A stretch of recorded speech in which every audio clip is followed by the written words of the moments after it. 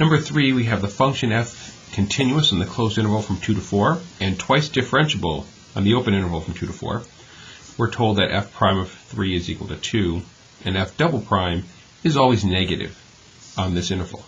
Which of the following table could be the table of values for f?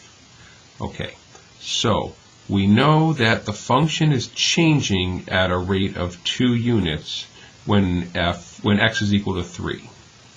Okay. We also know that the second derivative is negative, so that means that the change must be decreasing. All right, so that's one key thing that we can look for. All right, the change, which is the second derivative, is the change of the change. The change is decreasing. Okay, so let's look at our changes. So this is a change of 2.5 followed by a change of 1.5, so that would check out. This is a change of 2.5 followed by a change of 2, so that would check out. This is a change of 2 followed by a change of 1.5, so that would check out. This is a change of 2 followed by a change of 2. That change did not decrease, so that's out. This is a change of 1.5 followed by a change of 2.5. That change is increasing. We want change which is decreasing, so that's out as well. So we're left with A, B, and C. So we know that at f prime of 3, the change is equal to 2. Well, A says a change of 2.5 before 3 and a change of 1.5 after 3, right, 3 to 4.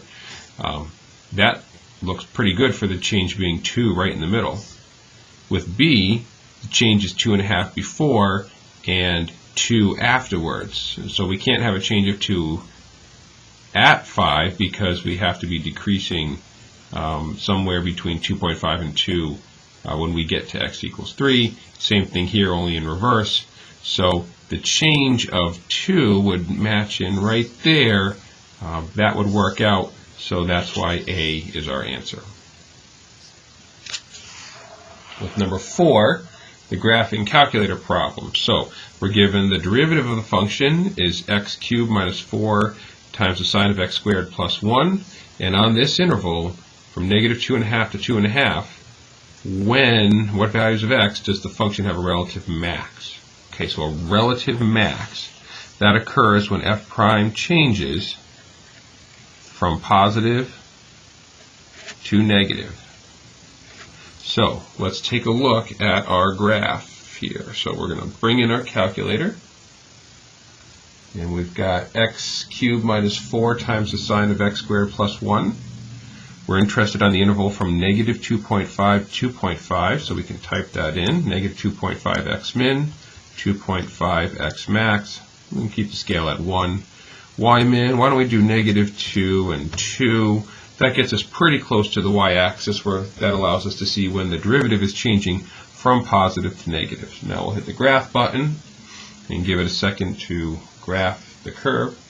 And we see that we have a derivative which changes from negative to positive here, and then positive to negative there, and then negative to positive. We only want the positive to negative value.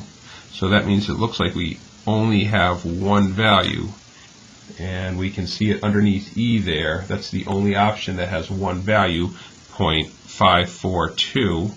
And we can go back here and quickly trace. If we trace to 0.542, there's the blinking butterfly right at the 0 value. So that verifies our answer of E.